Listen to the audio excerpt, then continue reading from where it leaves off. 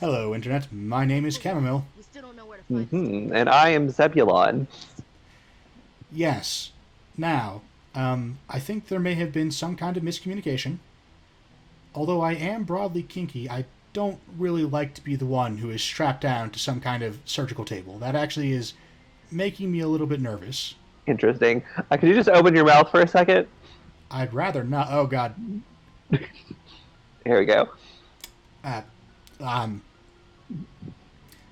turns Interesting. out Interesting. that I can't not talk while... I can't not open my mouth while talking, which I suppose I could stop talking, but I don't know, that seems out of character. Right. Just, keep doing your podcast. We just want to observe. Yeah, I mean... I guess I will, on account of that's kind of what I do. But, like, I feel like I should register some form of vague human defiance.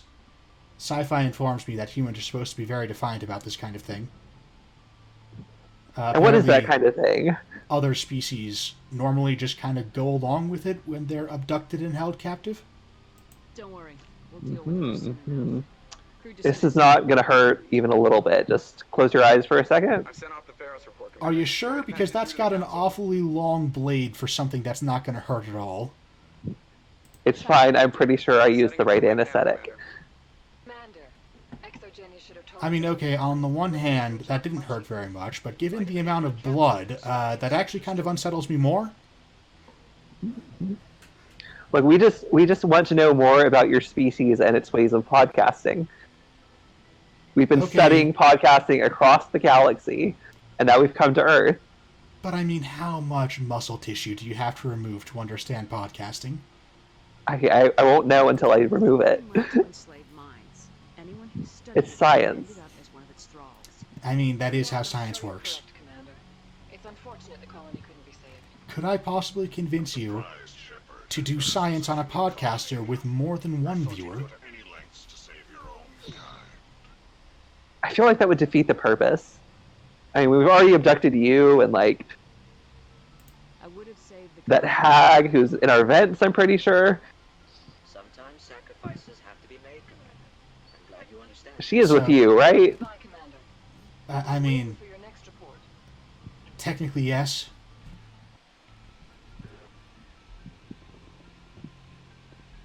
She's with me in the same sense that you are. She's Why don't you just a physical presence in my life. Continue your Let's Play. Let's the people of the Grey Empire want to see how you do Let's Plays. Well, step one is apparently to forget how to zoom out on this map. There we go.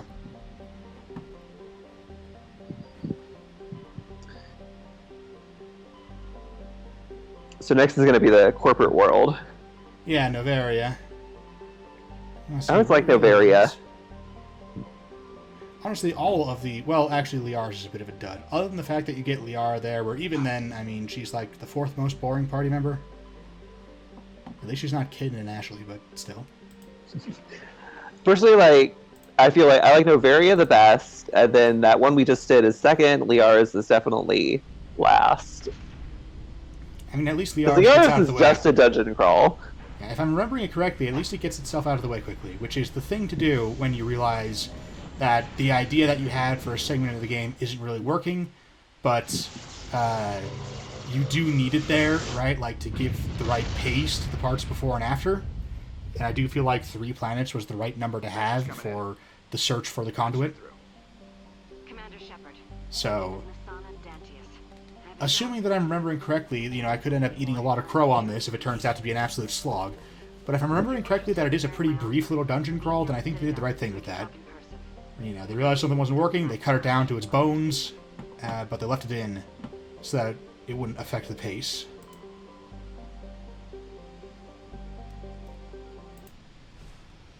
Novaria has a lot of fun corporate intrigue and, like, character development and, like, character work. Like, you get to interact with a lot of NPCs. It's not too dungeony. The Rachni are fun. They're something new, even though they end up not going anywhere in the later games, because I think one of the most insulting things about Mass Effect 3, and this is saying something, Oh is boy. that your decision whether or not to spare the Racking Queen makes no difference. If you kill her, they just have a spare. What a fun bunch. I think I'll take my next. So the Rachni are a hive mind, and in theory, hive mind, that's how you run like a robot system. And robots are kind of like golems. Do you want to talk about Bianca's guides to golems? You couldn't have made that. I mean, I guess segues are just a work of art unto themselves. But you know what? We'll take Garrus with us this time. Equalizing interior. But yeah. I mean, I feel like golems are kind of like robots, and we're doing a sci-fi thing. Officer is ashore. Could have worked, but in fairness, you know, yours was sort of like the decorative. I'm not even sure what the term is, but like, you know, on like pillars and the legs of tables and stuff, where you carve it to look like a hand or a creature's paw or something, where it's like, does it help the desk stay up? No. A regular pillar would have done fine. But it does look much nicer. Something wrong, officer? Oh yeah, there's where I took it to tell the corporate security to fuck off. This is an unscheduled arrival. I need your credentials. I'm a Spectre. My name is Shepard. Load of horse crap, man. We But will yes. confirm that. Uh, Also, I must advise you that firearms are not permitted on Novaria. mine are. I'm a player character. They don't even have a model for me without firearms.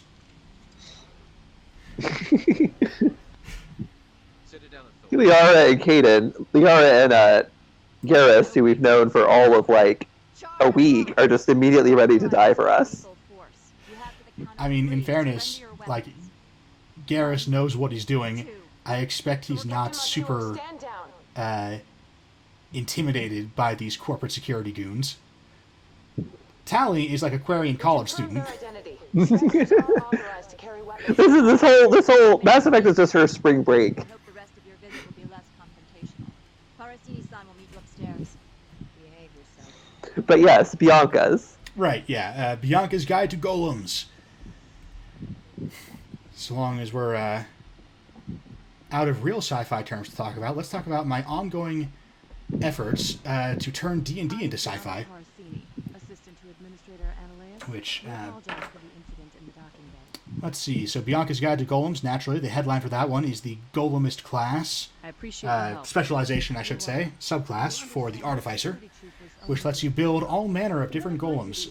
The standard golems from any given edition of D&D, and Pretty heavy security for such this has small been boy. a recurring problem in virtually every edition of D&D. I haven't read every single monster manual, especially not for things like 3rd edition, which had so many monster manuals, but I can't have my investigation hampered. golems tend to be pretty boring overall. They tend to be differentiated from one another purely by material, where, you know, an iron golem is basically just a tougher clay golem, is basically just a tougher flesh golem, and so on. Yeah. Anyone unusual passed through here So the Golemist specialization actually has multiple different body types. They are themed after chess pieces, although there is a fairly early stretch goal, we will very likely hit it, to add in some new golem types, which are named after the Latin names for the 7 alchemical metals. And yes, ferrum and cuprum are in there, like, as themselves. Oh my god, I love it. Yes. So hopefully the Golemist will be shipping with like over a dozen Golem options, and all like balanced against each other. So you have Golem materials. The base Golemist can Can I speak with her? make Golems out of wood, metal, or God, what was the third one? Wood, metal, or flesh. It's not flesh though. It's not? Hold on, I've got it up. Wood, metal, I don't think stone. it's flesh. Stone, No, it's wood, metal, and flesh stone. and clay. So yeah, Tell me how to get I couldn't Clay? find one for clay. I want to add clay in, but no, it's wood, metal, and stone are the 3 material types Understood. Can we go in? that you can make golems out of as the golemist, and each of those has vulnerability to a different damage type. So, wood is vulnerable to fire, and stone, I believe, is vulnerable to, I want to say, acid. Yes. Stuff like that. And I may shuffle those around, like the exact things they're vulnerable to. This is back outside, isn't it? Before we actually get to a finalized draft, which doesn't usually happen until about a week into the Kickstarter. But for sure, I'm at the stage where I'm only making small edits. As we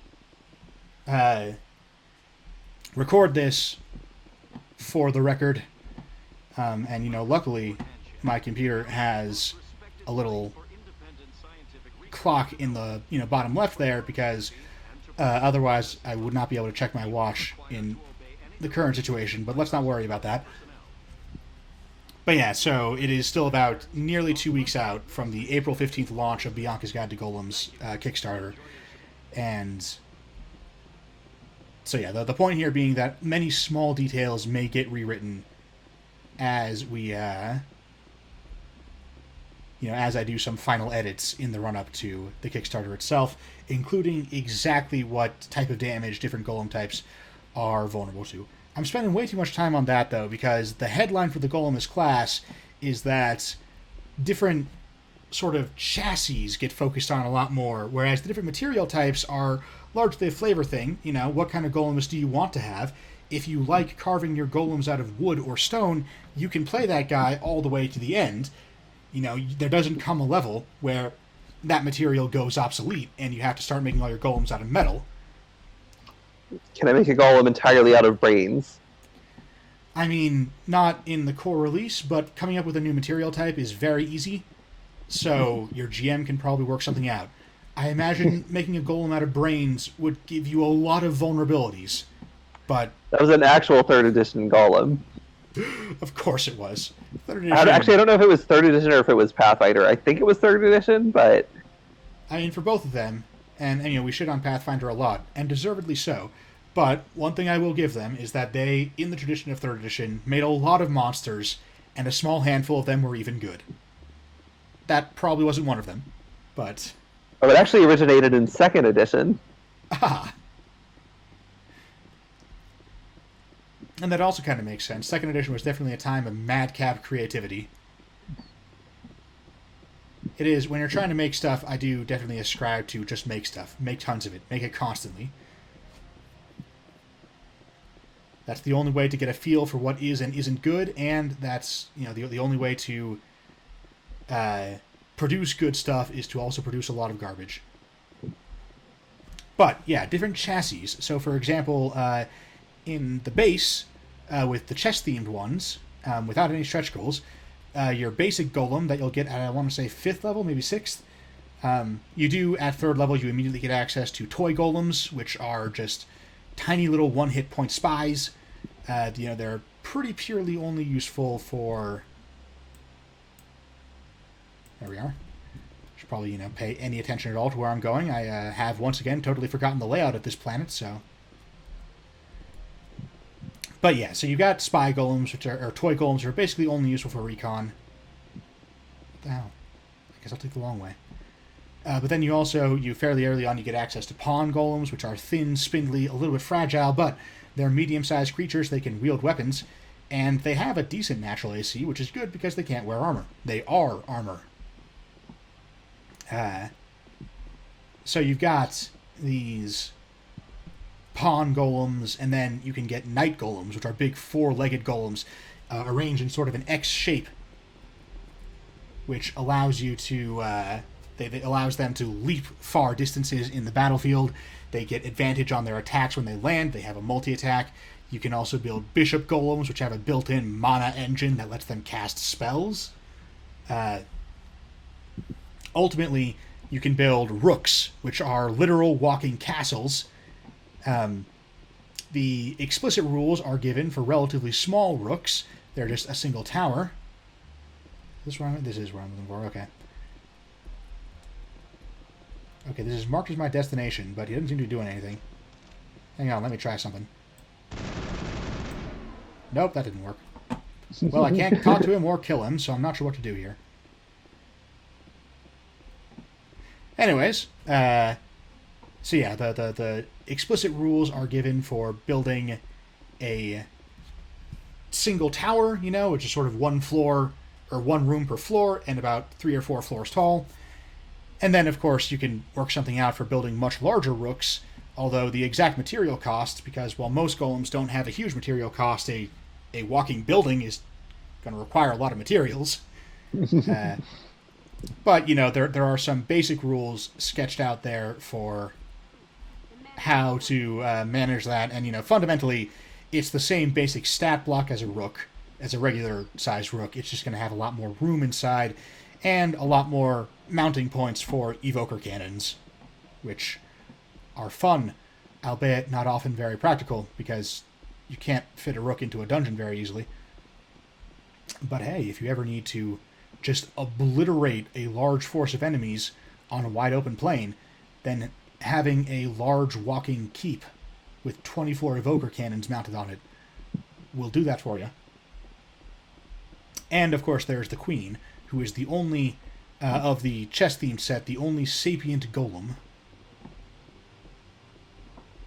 So, she is by far the most powerful. However, she is also, Yeah, that's me. because she is sapient, you know, you can attempt to program in her motivations as you're creating her. Very relevantly, this is clearly themed on sort of robot fiction, you know, that as her creator, you can program her with whatever, I have to go. with whatever motives you want, except if you fail the roll, the Arcana check, I think it is, although it may also be a tool proficiency check. But either way, if you fail the roll, then you will be... you will still create the Queen, right? However, she will have one or more motivations swapped out, you know, basically at the GM's whim for something else. Preferably something somewhat similar, but importantly different. And, of course, it's possible that the motivations will eventually, or even immediately, lead to behavior that you didn't actually want. For example, if you give your queen a motivation to obey your every command, and then you give her commands that are really hard to fulfill, she may decide that this would be a lot easier if you were dead, and therefore unable to issue further commands. It's like that algorithm that had to figure out what was in a folder, so it just deleted what was in the folder and then produced the answer of nothing. Right. So, yeah, and, you know, there is a sort of a little sidebar built in, you know, which is aimed at GMs. There's no solid rules on exactly how to handle Queen Sapience. It's too complex for that. But, you know, there is some sort of GM advice of like, hey, don't, you know, fuck your players over for trying to do something cool, but, you know, do turn this into a plot hook, right? And it's also, generally speaking, the expected way for a queen to go is that if your players are not a dick to their creations, then she is at some point probably just going to be like, hey, I think I've gotten all that I'm going to get out of traveling with you, so I'm going to go do my own thing now. Bye. And, you know, if they don't try to retain absolute control over her, then she will just leave and it will be fine. You'll have a new contact and, you know, out in the world doing whatever it is she's decided she wants to do. One moment, please. Mr. Analea. I also keep referring to the queen as she because the chess theme has the most powerful piece as, you know, the gendered piece of the queen. But obviously they're actually sexless. But the book refers to them as sexless, but I had to, like, you know, go through and line edit myself 5 times to get that right because You will excuse me if I don't keep stay. wanting to refer to them as she. I do the same thing for the coquette in Bramble and Garden, which is another agendered entity that I keep referring to as she, because they would be a she to me, since they appeal as whichever gender is more sexually appealing to whoever they're talking to. But the appropriate pronoun is actually they, because they do not have any specific gender. I'm here as a spectre. Anyways. Human. Keep that in mind. Believe I'm here me, for Paragon that's points, keep that in foremost mind. on my mind. This greeting is a courtesy. I will only cooperate as required by the Executive Board. Businesses come here to avoid the second guessing of galactic law. I'm conducting an That's convenient. investigation. I'm not really here It's to a uphold matter of galactic law. security. Yes, I'm actually not a big fan of laws in general. You see, I'm a player character. This world is private. If we hit the $1,000 stretch goal for additional golem types, which is pretty conservative for how well these books, the first two books, have done, so we'll very likely hit that one. $2,000 is also a reasonably safe bet, but we'll get into that later. The $1,000 stretch goal, though, will include 7 new golem types that can be crafted by the artificer, and will also be... You can't bludgeon through bureaucracy. I can, though.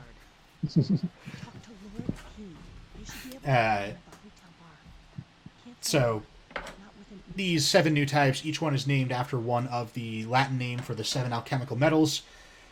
So, you got the standard Ferrum unit, who is medium-sized, but, barely, just over 4 feet tall, I imagine him. An adorable little helper robot, who is, and almost all of these are sapient, which is a major distinction from the chess set.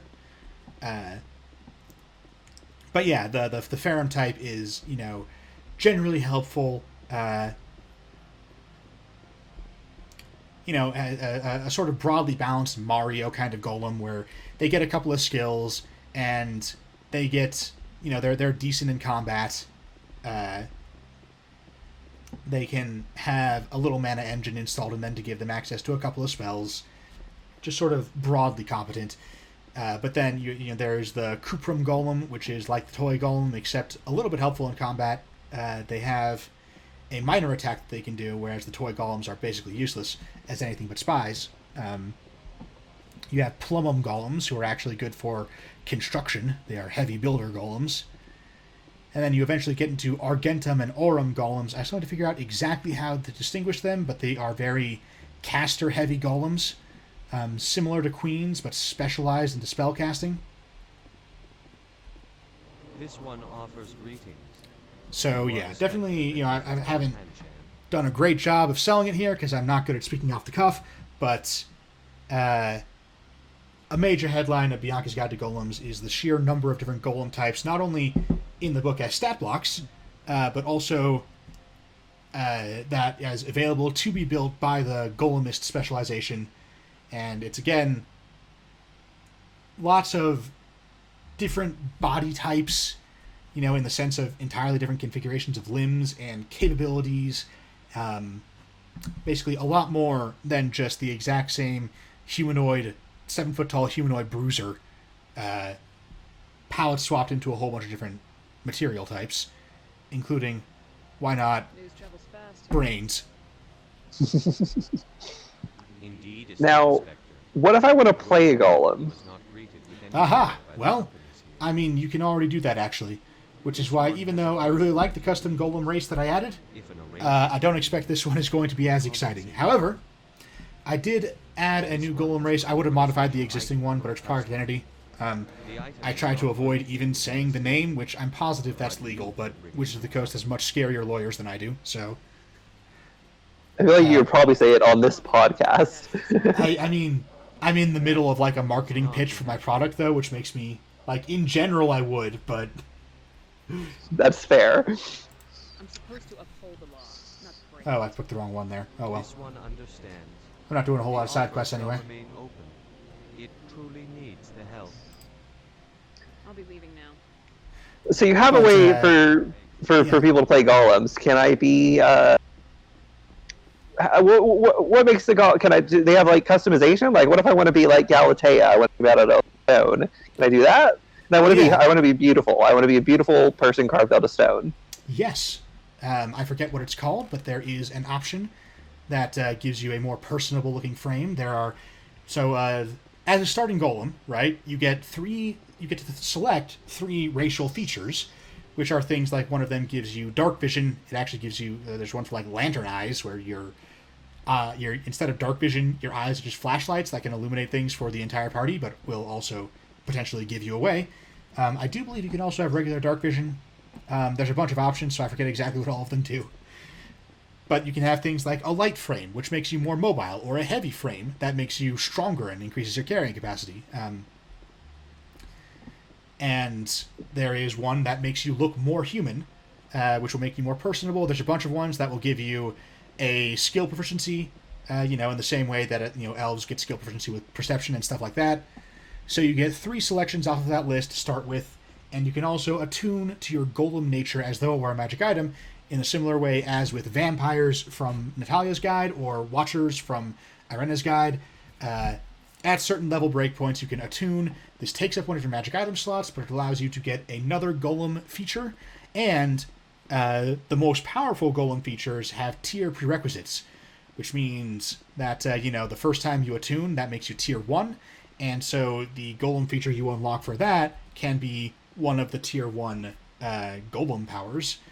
So instead of the tier 0 powers, which, tier 0 because 0 magic item slots have to be sacrificed for it, at tier 1 you sacrifice your first magic item slot, and you can do things like give yourself magic armor that is like just built in part of your chassis. And there's I think I can't remember which one it is to give yourself the ability to fly, like golem wings. I don't think it's tier 1, but I forget if it's tier 2 or tier 3. So, you are a magic item in a sense, and so you can have the effects of magic items, like winged boots, bolted directly into your body. And that just comes automatically as you level up. You get your first one at level 5, your second one at level 9, and your third one at level 13. They are permanent, right? They are a permanent part of your body once you take them, which means you can't get that magic item slot back, which means you may want to just not take magic item slot, or the magic item attunements, and just keep your magic item slots open so that you can rotate between magic items like an ordinary party member.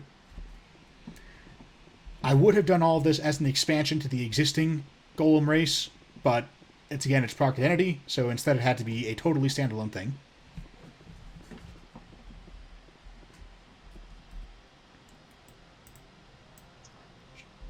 Now, what if like I love magic items, but I'm not really interested in like golems. Like, I want to be able to make magic items. Like, 5e doesn't really have any rules for that. What about Biancas? Absolutely. So before we talk about magic item creation, which we definitely have, I think it's like nearly half the book right now. Granted, stretch goal and backer content will probably shrink that proportion down a little bit, but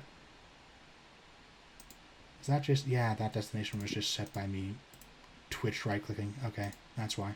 Ooh. And I am, of course, barely paying attention to what I'm supposed to be doing, but...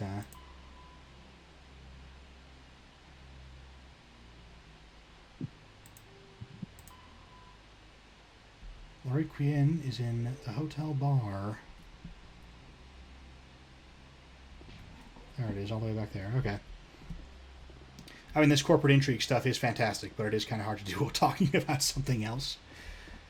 But, it wouldn't be great footage if we just sat here playing the game for 10 minutes because it requires concentration. So, magic item creation is definitely... possibly, if the Golemist isn't the headline of Bianca's Guide to Golems, the magic item creation definitely is. Now, the problem you want to avoid with magic item creation is the Magic Mart, which is a magic item shop where, they stock every single type of magic item in effectively unlimited quantities for a flat sticker price. Right? This makes magic items seem really boring and not at all magical. There are some attempts to make a quick and easy solution to Magic Mart. Like, for example, they will say that the magic item shop has a certain rarity limit. So, like, maybe it only sells items that are uncommon or rare, but not items that are very rare or legendary. But it still stocks an infinite supply of every magic item of a certain type, of a certain rarity. Sometimes you can give them a GP limit, in which case they now have a Schrodinger's inventory, where they have an unlimited supply of all magic items until you bought a certain GP amount of them, at which point they suddenly have no supply at all. Do you know who I am? So Everyone here knows who you are, Dullstone. that's the problem that you want to avoid with your magic item shops, and there is a stretch goal. This one is $3,500, which is quite a reach. I'm not sure if we'll get there, but I'm optimistic. just That because will distract him from the last one, Irena's, got really close to that, so I think we might be able to make it. Anyways, the solution to magic item shops is to give them a specific inventory in advance of, things they have for sale, and that is it. So you go into the magic item shop, you see what's on the shelf, and you buy it. And it's a curated list of options that is short enough that players can actually go through it and figure out what they want, rather than becoming an optimization problem based on the entire list of every magic item in the game. So, seeing as how that's a stretch goal that may or may not even show up, the magic item shop inventories, that is, there is the immediate question of why am I bringing this up while talking about magic item creation? And the answer to that is because you don't want magic item creation to end up being Magic Mart all over again, where it's like, yeah, okay, you can make magic armor now, you have the magic armorer feat or whatever, and so now you can make any magic item, and here's the GP cost for materials for all of them, and maybe a crafting DC, and so, you can make literally anything, anytime you want, as long as you can afford it. It's all a question of totally fungible gold pieces now. You get magic items, you grind them down into the magic item part machine, out spits a bunch of gold pieces, you feed those gold pieces into the magic item machine, and out pops the magic item you want. It all becomes totally fungible.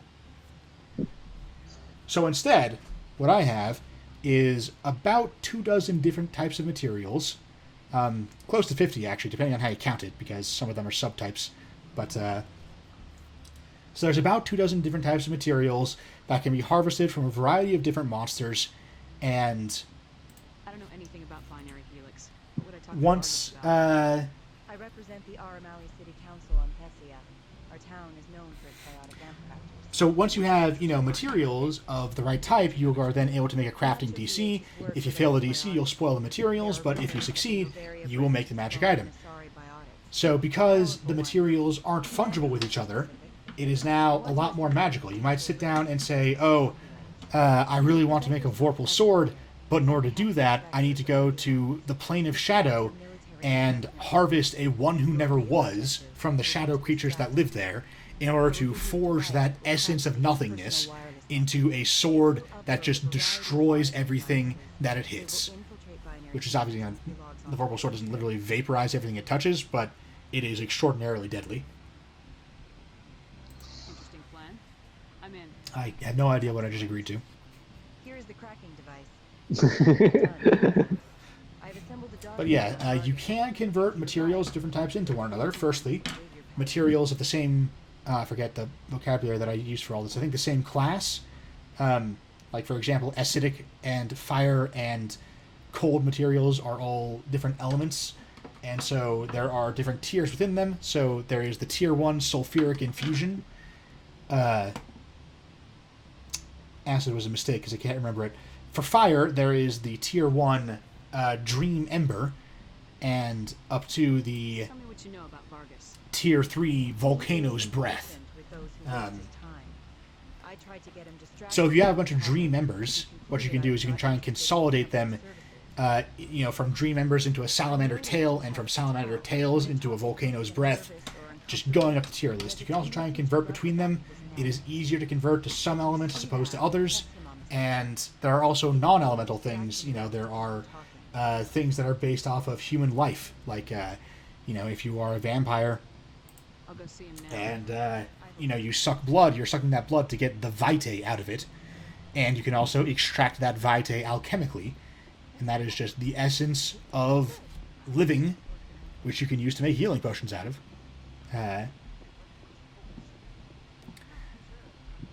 So through these conversions, if you have enough of any one material, you can hypothetically turn it into any other material.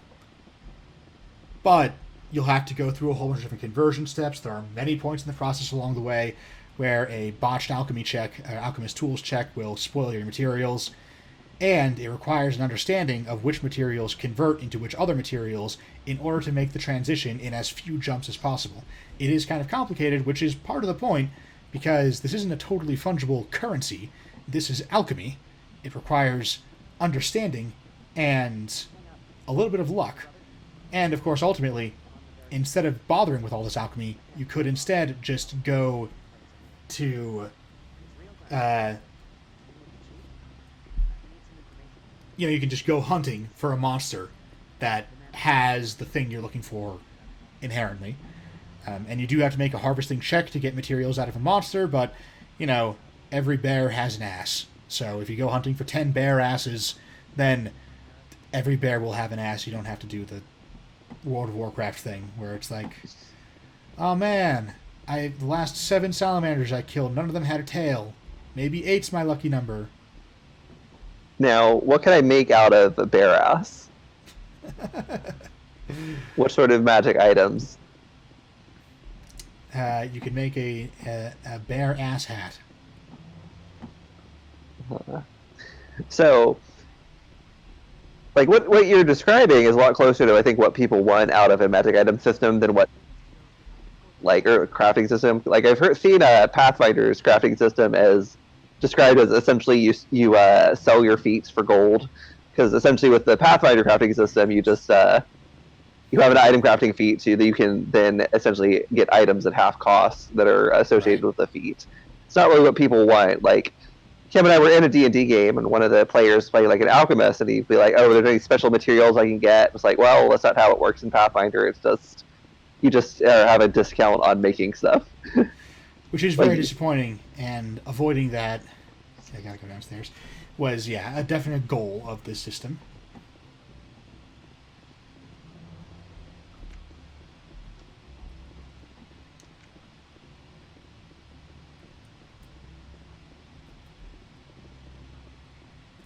Can I help you? Mr. Vargas, I'm Commander Shepard, Inspector. But, I understand you work for Binary Helix. That's correct. Raphael Vargas sales. Were you interested in our services? I might be.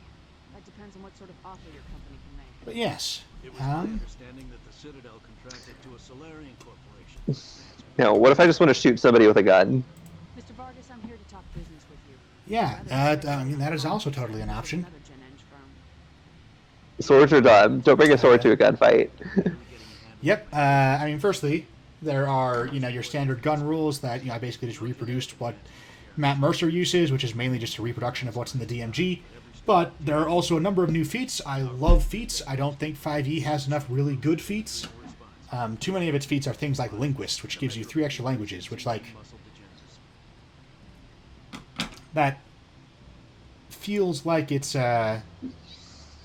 it possible to deaden pain somehow? like, that feels like it's an NPC feat, Or something that you should be able to get for free, right? A lot of games seem to fluctuate either between languages are essentially impossible to acquire or they're way too easy. Yeah, like... I don't know what the solution to that is. Like in Pathfinder, you get a new language every point you put in linguistics. Which you get, like, a dozen of every level. That's an But then, like, but still. 5e, it's like you cannot get any without spending a feat, and feats are just too valuable. Yeah, Because you don't give you nearly enough feats. Are you sure that's the best price you can offer? But yes, guns. But yes, so the new gun feats, I tried to add in some awesome new feats, especially because it helps liven up levels 12, 16, and 19, which are otherwise very dead levels for, there's everything past level 10 in 5th edition is pretty thin gruel, which is too bad because a lot of people, they want to go to higher levels, and I kind of have to sit them down and tell them, like, I can do this if you want, as a professional GM, for those who don't know, like, I can absolutely run to you at a level 11 to 20 campaign. However, it will be boring. It will be exactly the same as a level 10 campaign. I remember one time we were talking about power boost in 5e, and you said, Some days I like to enjoy private vices. like 5th level, and I thought there was like going to be more after that. Like I thought you were like, oh, not until 5th, and then not again until 15. But then you were just like, no, it's just 5th level. You get a power boost, and that's it. Yep. Are you calling me a liar, Mr. Vargas? All I know is that you're wasting my time. Good day, Commander. Yeah, I don't think I have enough Paragate points to do that side quest. Oh well. Afternoon. Sit down. But yeah, my goal with a lot of these feats is that, because you're probably going to spend your 4th and 8th level things either on very powerful feats like Sharpshooter or on ability score improvements for your most important stat. Once your most important stat is at level 20, it becomes a lot more palatable to start taking in feats that are good but not amazing. And so I try to write a lot to that, especially for stuff that might not even come online until later levels. Like, for example, a lot of the feats that I write can require 5th level spells as a prerequisite. Partly, you know, when that's in theme, none of these engineering feats do that because spells and engineering are different things. Are you Laura But, King? I heard you might be able to help me. You are the Spectre that just arrived, are you not? But yes, so they are, firstly, you have one, there's a bunch of grenadier feats that let you make grenades. You can have alchemical grenades that do elemental damage. You can do web grenades that pop out basically a web spell. I'm trying to find a way into You can have places to go. sticky grenades, which coat the grenade in an adhesive so that you can throw it at something and it'll stick to it, I'm the manager of the which means that you can throw a grenade at an airborne target, stick it to them, and it'll blow up on them. closed my office. Hallucinogen grenades, which, if the creatures within it, the radius of the hallucinogen gas fail their wisdom saves, then they suffer the same effects as the confusion spell, where they act basically randomly. I sense a connection there. Indeed. And Evidence of Ananias' actions. His hired goons are ransacking my office to so, find yeah, just all kinds of crazy grenades. Possibly my favorite is the ooze grenade, goal lies where you pack an entire ooze into a grenade. Ananias' line. You huck that in the enemy line, and out pops a gelatinous cube. I will give you my garage pass, as well as Now, you do have to have an ooze for that one, which you can brew up alchemically, but it's tricky. And then, you can also just subdue an ooze with non-lethal damage, and then pack it into a grenade. Turns out they compress a lot. You have a plan? I do. However, there is one other. And then there's also the Annihilation Grenade. Fly in. This one is sort of the capstone of grenade feats. You don't need any other grenade feats as a prerequisite, except for the one that allows you to build grenades at all. Searching my But He's paying him under the table. it does require 17th level. So Outside employment. with an Annihilation Grenade, you can it creates an unstable sphere of annihilation with a 10-foot radius. So it collapses in on itself almost immediately. However, everything in that 10-foot radius is just obliterated. Any creatures within the radius who fail their dex saves to jump out of the way, if they are entirely within the radius, they're just gone. He's banging them under the table. They're mercenaries. I can kill mercenaries. I can kill a lot of things. Excellent. Here is my pass into our offices. It will activate the elevator. The evidence is on my office computer. This OSD contains an encryption key to access it. Slide it into the drive. But yeah, there is also some stuff for plain old guns. You can rifle the barrel to get an expanded crit range. You can... there's an auto-loader harness, which reloads your guns for you automatically at the start of your turn. So with an auto-loader harness and a bunch of pistols, you can basically just shoot continuously without ever having to reload. The auto-loader harness also allows you to holster and retrieve a pistol as a free action, so you can do it any number of times in your turn as you want. It does have a maximum of 8 pistols on it, so if you somehow get more than 8 attacks in one turn, you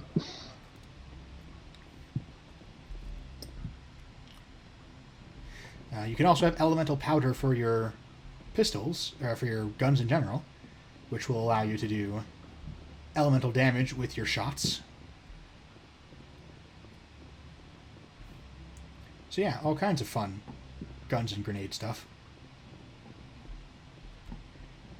Which, there are some people who, generally speaking, Matt Mercer has made this pretty popular, but there are some people who dislike gunpowder in D&D, and that is why all the stuff to do with guns and grenades is contained to one little section. So if you want to say that your setting doesn't have gunpowder, which, by the way, gunpowder was coterminous with plate armor, it's not anachronistic at all.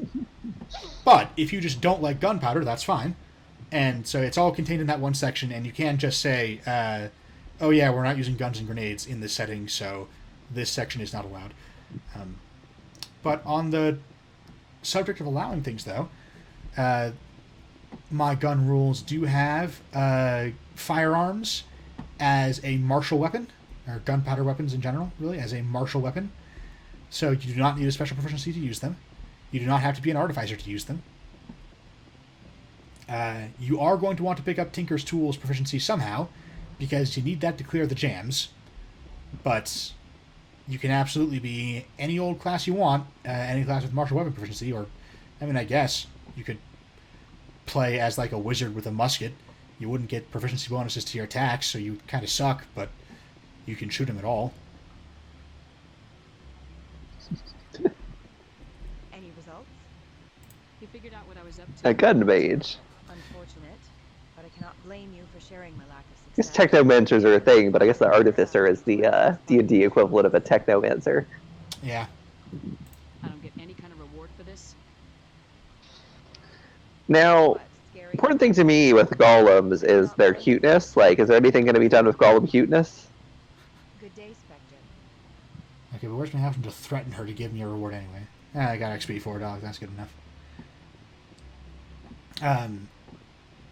So this isn't actually on the Kickstarter page, but there is a hidden $10,000 stretch goal that will have an elaborate 20-page golem adorableness system.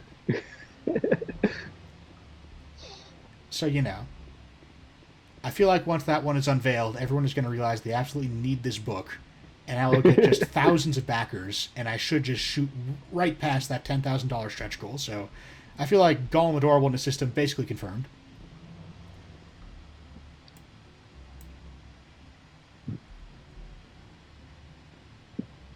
Is there anything else out, Biancas, that you think might be interesting? There is the mutagenic infusions, which naturally, as with any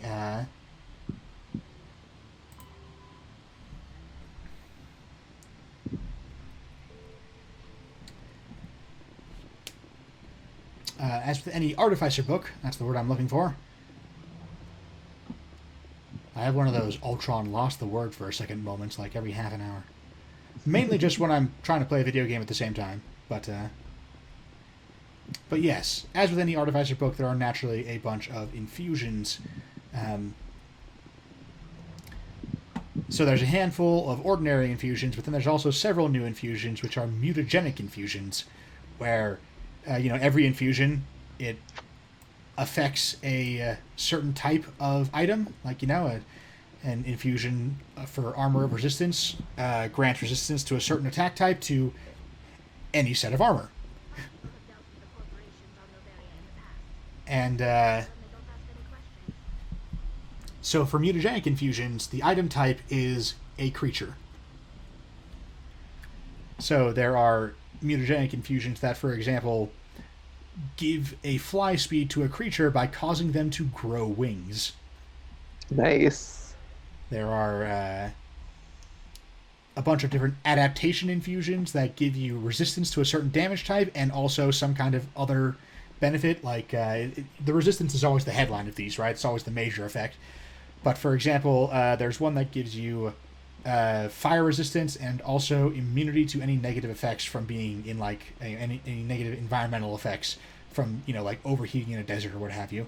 And it also causes you to consume food and water at a slower rate.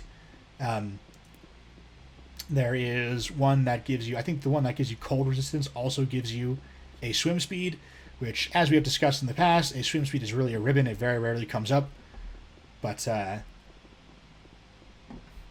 there is that wings one. A fly speed is very helpful, so that one stands alone. You can grow wings, and now you have a fly speed. There's one that gives you a burrow speed. It gives you other stuff as well, but I have forgotten what that is.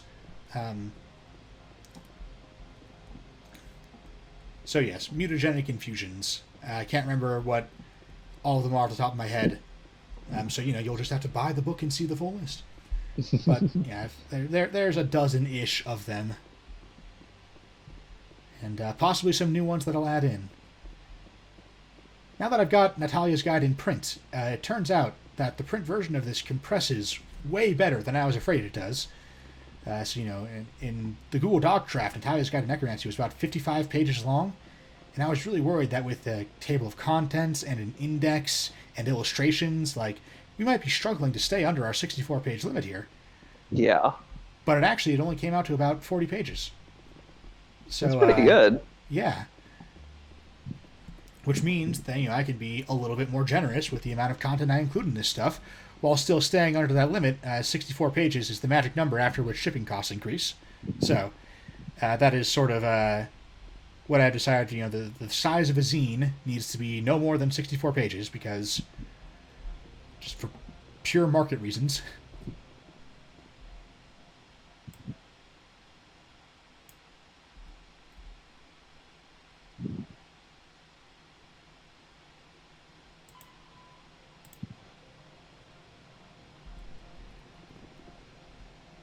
Not sure. It looks like a Synthetic Insights logo.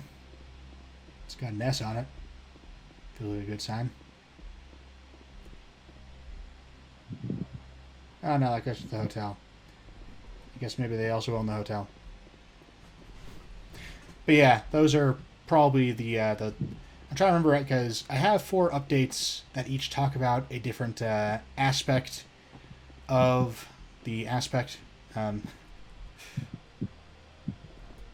And so I know that one of them is, of course, about the Golemist. There's one about guns and grenades. There's one about mutagen infusions. I don't think the 4th one actually talks about the Golem race, because I am pretty sure the Golem race will... No, I was going the right way. I don't think the Golem race is going to market very well, because we do already have a Golem race, and it's not bad. I do think the level of customizability that mine gives you is a noticeable improvement. It's not wasted space by any means. But, I think it's harder to sell people on mine is better, I swear, as opposed to here's something that's definitely better on account of it's brand new.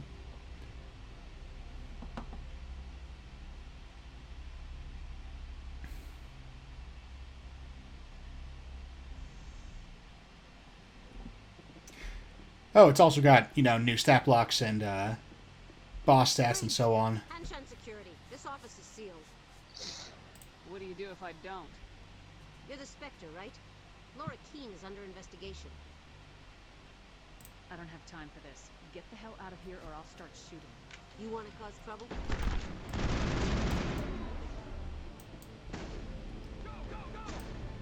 Oh my god, you guys are not even slightly dangerous. This was an extremely unwise fight for you to pick. But yeah, there are also NPC, new stats for NPC versions of the new...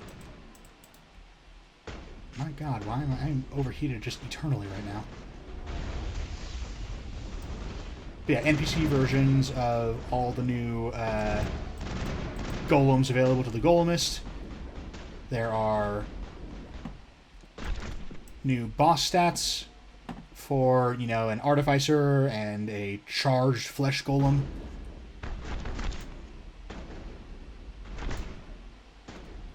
This uses the system introduced in Italia's where they get a special action after using all of their other actions, right? Yes.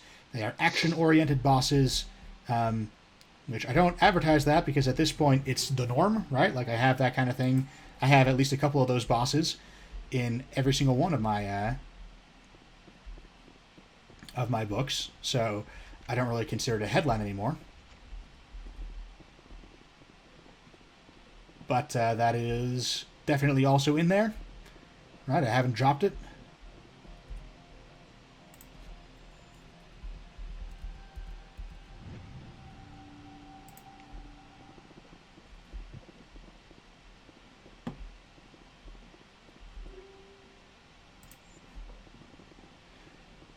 I don't think, I'm pretty sure that's it. It is, after all, it's like 50, 60 pages in a Google Doc right now without backer content, so I'm fairly confident that it's going to come out in the 40s of pages in print.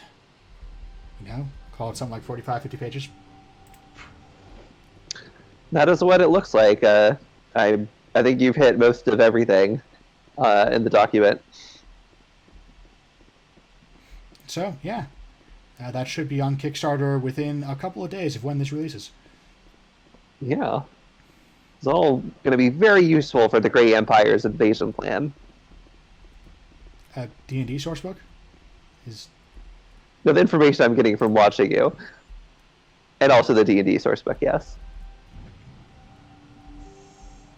I mean, I gotta be honest, I should be scared, but I think I'm mostly just really curious as to how you're going to use this.